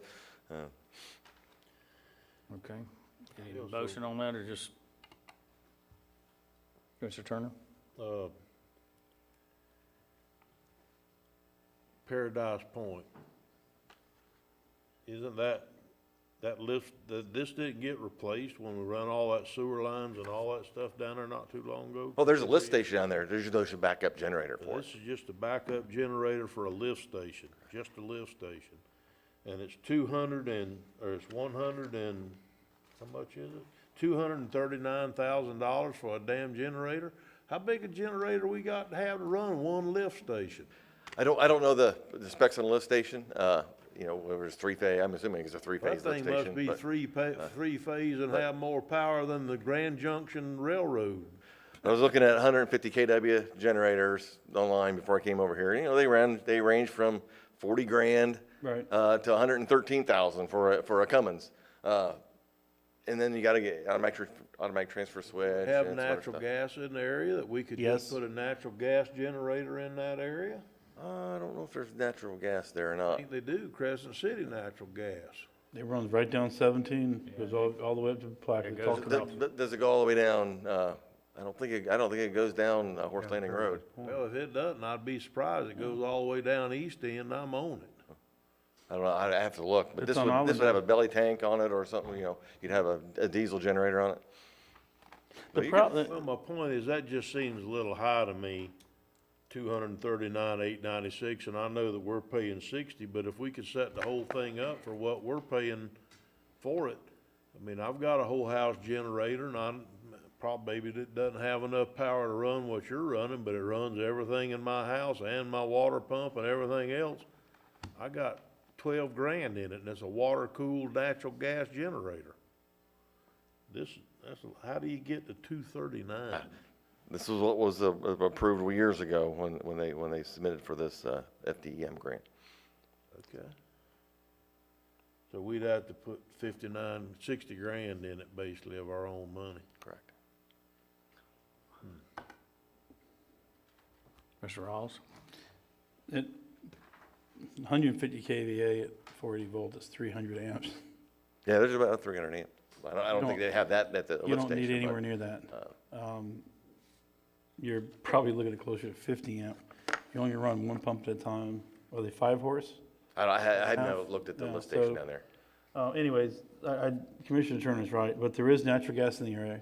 I know it goes down Islander Drive because we connected a house down there, which is a little bit further north than we're talking about. But, you know, when you take a look at the maintenance aspect of a diesel generator versus natural gas, you're going to have to change your fuel out at least twice a year, every 6 months is what they recommend. If not, when that thing doesn't run, it's on us and we own it. So I would, if we're going to go down the road, I would do a needs assessment. There's also another option, which is where you get into a contract with Caterpillar, one of those companies. So when there's a storm coming, you have they own the generators, they maintain them, they bring you one and connect it up. But I'm meeting with Generac tomorrow. If you would like to come to the meeting, we're looking at potentially two megawatt generators. They're much larger than you need, but the gentleman, the representative from Generac will be in town. If you're interested, he'll give you an invite. You can come talk to them and see if we could maybe help save you some money. Back during the last storm we had, there weren't any generators. I don't care what kind of contract you had with CAT or Ring Power or whoever, there were no generators. So Yeah. I don't know that. You just have to negotiate them up front. Sunbelt and all those guys have. But like I said, invitation's open if you want to participate in that meeting with the guy from Generac, and it's their big generator. Oh, I have the Generac for house in Ohio. No, these are big, Well, liquid you're cooled. right, but Yeah, they're they're big. giant. So We had them at the military base. Every building had a backup generator. I have a 90 Saying kW this sitting needs on a more trailer research then, is that what we're saying? that we bought for $36,000. That's a trailer mounted 90 kW. So it's, I don't know. Julianne, did you have a comment? Just for sake of conversation for what we're talking about, the project award is based on page 34. There's a scope, which includes construction scope of work to purchase and install the new diesel generator powered backup 150 kilowatt generator to the critical facility, the adequate size to determine by the vendor or the electrical engineer during the bid process Wow. to adequately, the project shall include necessary concrete slab, electrical connections, and fuel tank. Additionally, the project shall include sealing of 10 existing manholes with stainless steel rain stop and the lining of approximately 2,000 linear feet of sewer line. The project shall prevent loss and function to the critical facility. So the project includes much more than just a generator for the sake of conversation of what I was hearing from you guys. I understand that, I really do, but I guess what I would like to see happen, is us go ahead and approve this today, cause that's what you're needing to move forward with. And we bring it to a consent agenda. Yeah, and before we actually install this, why don't we get somebody to tell us how much power that we actually need instead of what this was designed at? Well, that's part of the process. I understand, but so we could approve this up to a maximum of 60, but it's gonna be designed for the power that we need and not the power that we've got here, cause this is ridiculous. You could light up East End Road with that generator. So, you know, I'm just saying that we need to have it resized. I just can't in my wildest dreams think that we need that kind of 150 kW generator. I mean, a whole house generator, absolute whole house is 24 kW nowadays. So anyhow, so you need to move forward to get this grant moving, Correct. but we're gonna actually make sure that by the time we get around to spending the money, we're doing the right thing and not just overkilling it like we could. Correct. Yeah, if we don't need a 150 kW generator, there's We don't no need need, that. no need in it. How was that recommended? Was that recommended in the scope of work? Yeah, in the scope of work, there'll be, there will be electrical engineer there that'll do those calculations for us, what we need. Okay, so you want to move this forward, the understanding no more than this, but you'll bring it back to us with what they actually find out. Oh, yeah, they'll be, before it goes to, because they'll have to go out for bid, have to do all that stuff, so you guys will I move, we move it forward. Okay, be well aware. okay, we've got a proper motion, a proper second. Any further discussion? All right, all in favor, indicate by saying aye. Aye. Opposed, same sign. Okay, it moves Is forward. that unanimous? Write that down. FP&L utility easement request for Timberwood Terrace. If we received a request from FPL, for us to give them a utility easement through the right-of-way, the road that we have. Typically, we just do an easement, but they said they need the right-of-way because of the power that they have to put overhead or underground. So this is standard stuff for us, but this is just, if you guys can see the map, it's running right down the center of the street. They can't do it any other place because of, Move approval. Second. Okay, proper motion, a proper second to allow the easement. Any further discussion? Okay, seeing none, all in favor, indicate by saying aye. Aye. Opposed, same sign. Got 3 minutes left. What happens in 3 minutes?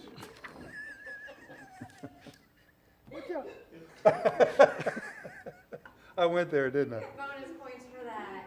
Thank you, everybody. Drop the mic, walk away. What am I missing? 3:47. Kurt gets grumpy at 3:47. Oh, is that, That's just exact? not accurate. that's- I'm grumpy at 2. That's the time? I didn't know that was the time. Mike, can I take the next one? sure, go ahead. Okay, item D. Mr. Cuneo, when he was here, got most of the, Commissioner Harvey, can you take item D? thank you, sir. Okay, thank you. Okay, here we go. It is 3:45. All right, Mr. Cuneo, when he was here, got most of the easements, and we bought some property down on Holloway. This is just a, Move approval. thank you, I second it. Good job presenting that, Commissioner. Okay, You all want in- to finish? Yes, sir. Or you want to go ahead We and already finish? did a second, so I'm good. Okay. But Proper- tell him when you're done. Proper motion, a proper second. Any further discussion? Seeing none, all in favor, indicate by saying aye. Aye. Opposed, same sign. Good deal.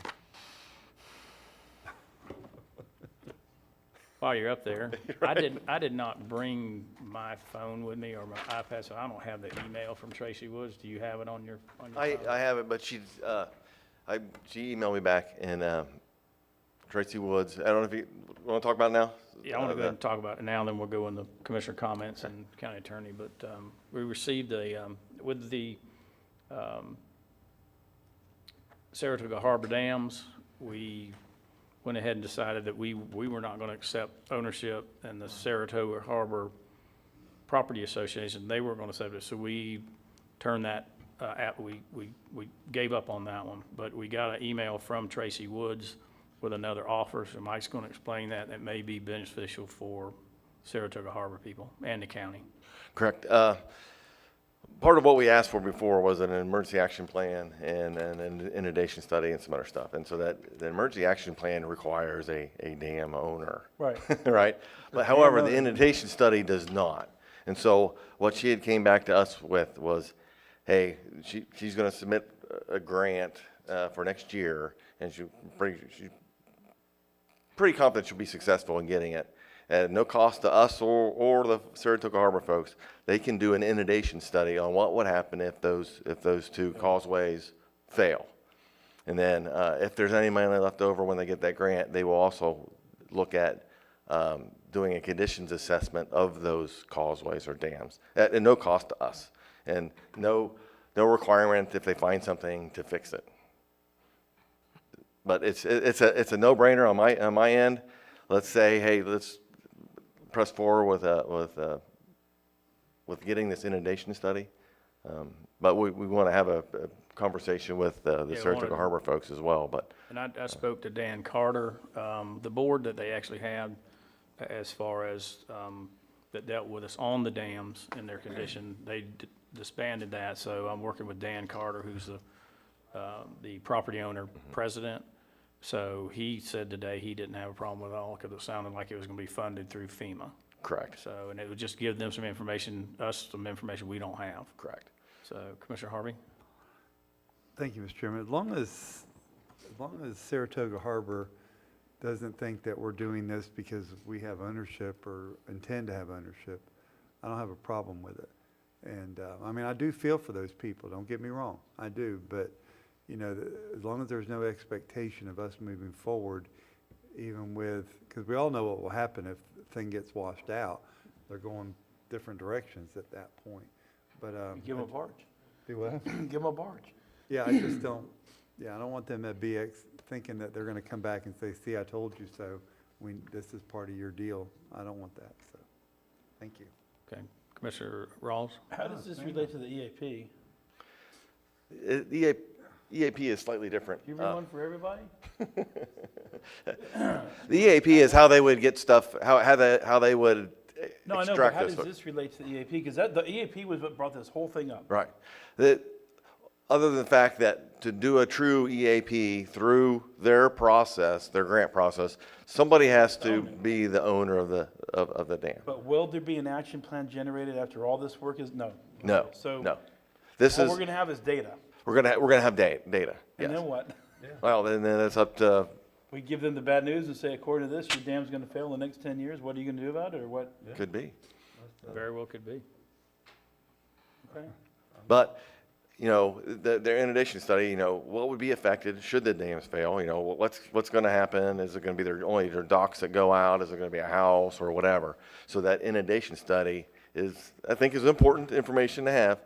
And then if they have money left over, then they would also look at those causeways that are down there and say, hey, they do a condition assessment on them and say, you know, this is potentially wrong or this. Okay. But it's, again, there's no cost to us. We don't have to, nobody has to claim ownership of it. So it's just. How does it's a homeowners good thing. insurance affect this? How they're homeowners? I have no idea. It just seems like we're getting involved in a lot of stuff that we shouldn't. That's what I'm. But what now? It won't hurt anything, huh? But I didn't hear what you said. It just seems like we're getting involved in a lot of things we shouldn't, but I understand it's gonna help them. All we're, give them the data, let them do what they have to do. is the Right. point. I think that's all that this will do. Yeah. Yeah, okay. Do they need us to participate? Why can't the Saratoga Harbor people just ask the lady to do this on their own? Well, actually, they could. I reached back out to the state, say, what can we do to assist these folks? And she just emailed me back, and that was what she emailed me back is, hey, we can still do an inundation study. So why don't we turn that over to Saratoga Harbor to ask for inundation See if you study? can do that, Mike. Sure. See if you can turn it over to them. Sure. Okay. And if they can't, bring it back and we'll make it. Is there a time frame to get back with her with one way or the other? Yeah, it'll be first of next week. But if we talk with Dan, we can. See Have if you him. can turn it over to them. Yeah, let's see if we can't, can then turn it let's over. do it for them. Your agreement with that? We'll do it for them? No strings attached? No strings attached. Okay. Okay, all right, thank you. We'll go with other commissioner comments. Commissioner Adamczak? So it's kind of funny, I keep hearing people and talking and around the community and how much potential growth there is, and talking to realtors, how property is selling as fast as it comes up. Like I've talked about in the past, I used to have, I have a search that updates me every day in email. It used to have 20, 30 listings in it. I'm lucky if there's one a day. Today I got 3, that's like a record. But most days there's very little inventory. I think we're getting close to the time where we may want to discuss our moratorium on impact fees. I know that's not a popular subject. But the purpose to me, and I wasn't here when it was decided to put a moratorium on it, was because everything was stagnant. So it was by not having them, the few people that came here came here, oh, I saved 15 grand compared to St. John's, on top of the fact that the lot was only $1,200, whatever it was. I think we really need to start considering that as a funding resource for things that are the impacts of new development, of all that type of thing. I think it's a discussion we need to have. Whether we act on it or not is up to this board as a whole. But even if we start small, I think it makes some sense, because a lot is coming here that we're not prepared for. It's seen the discussion we're gonna have about the building department and everything else. That's all a part of this, right? That the discussion we have that we can't open up class 2 roads. Well, if there was an impact fee there, and then we had some ability to expand roads, open roads, do things as a result of that, you know, the district also they have their own impact fee they can impose if they chose to. So I don't know what the will of the board is, but literally I was checking out from lunch. I wanted to get 2 5s for a 10 at Musselwhite's. There was a guy who obviously wasn't from Putnam County, all excited talking to the girl, and he basically was like, this is the fastest growing place in Florida, and I'm here because I'm investing. They were having a conversation, but he got all excited, and there's people looking for land here and for properties here from all over the place. If it's a legitimately halfway decent piece of property in a good location, it doesn't last a day.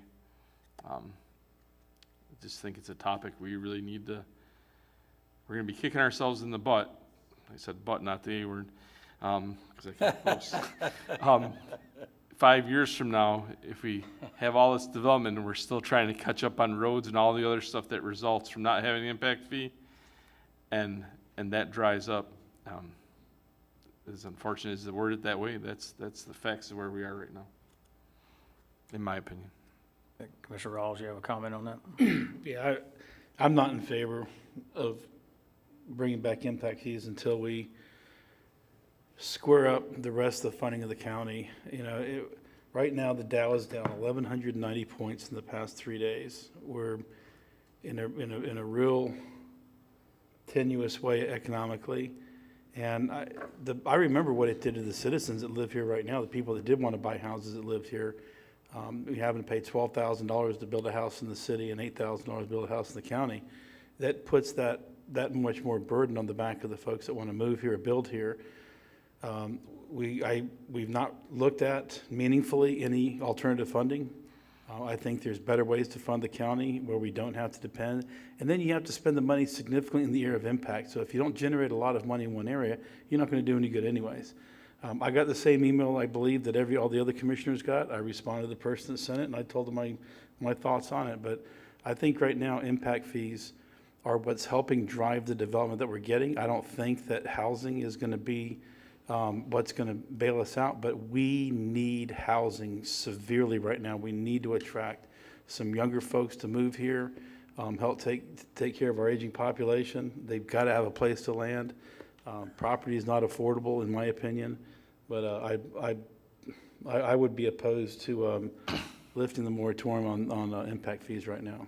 On this one, I respectfully disagree with you, Commissioner Rawls. The whole reason why is because what's setting us apart from the other counties isn't the impact fees, it's the cost of the land, and that is going up considerably.